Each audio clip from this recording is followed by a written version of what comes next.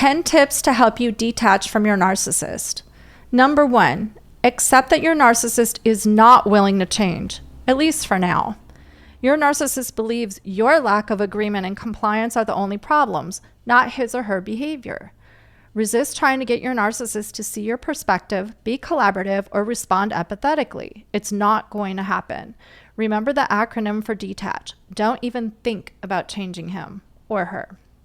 Number 2, resist pursuing or initiating contact with your narcissist. Refrain from asking your narcissist to get together, FaceTime, or talk on the phone. Also resist texting or emailing your narcissist with things that come to mind. This is easier said than done. In the beginning, start small by setting time goals for yourself. For example, I will not reach out for the next 2 hours, or I will not ask to get together or talk for the next 2 days. Use a timer to help you and reward yourself for meeting your time goals. Number 3, restrict your interactions to written form and functional dialogue only. If possible, sometimes it's not possible. You can A, directly let your narcissist know that this will be occurring, or B, circumstantially prevent interactions and conversations with your narcissist by organizing your schedule accordingly, and instead of answering his or her calls, respond with a text should he or she call with a question, this is key, that requires an answer. Do not respond to anything other than functional issues that require an answer. Number 4, delay responding. Narcissists lack frustration tolerance skills and believe they are entitled to immediate, compliant answers. Consistently delaying your responses lets your narcissist know that you have autonomy and priorities other than him or her. Delaying your responses may trigger your narcissist's reactivity, so be prepared to use calm down skills and refuse to react to any narcissistic nonsense or emotionality. Over time, if you are consistent in delaying your responses, your narcissist will learn to expect delayed responses from you and may proactively solve the issue himself or herself, or get distracted with something else and the quote crisis becomes a non-issue, or they'll just find somebody else to exploit and handle the matter. Number 5, if you are forced by circumstance to interact with your narcissist, either in person or on the phone, use the gray rock technique, wherein you provide short, uninteresting, dry answers that are completely void of emotion.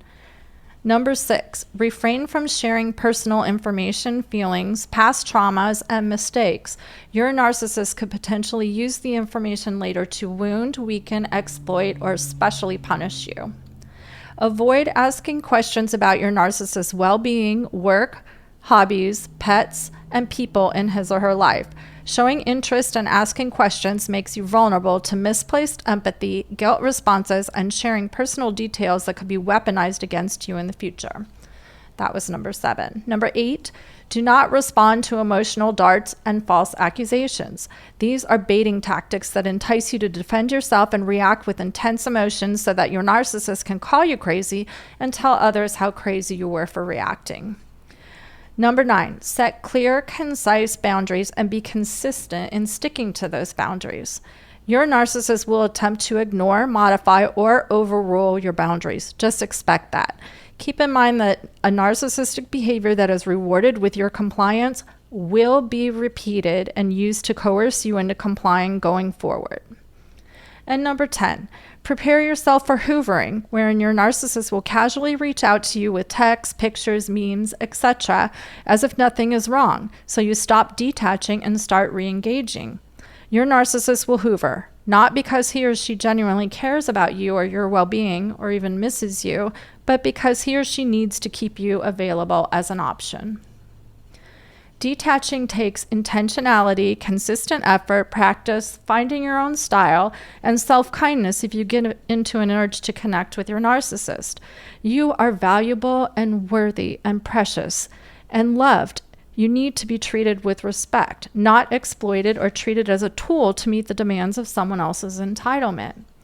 Detaching from your narcissist is the most loving thing you can do for yourself, the people in your life who love you and hate to see you suffer, and even for the narcissist himself or herself. Pray for God to help you detach, live in freedom, and heal. He will give you the strength you need each time you need it. With man, this is impossible. With God, all things are possible. Matthew 19:26.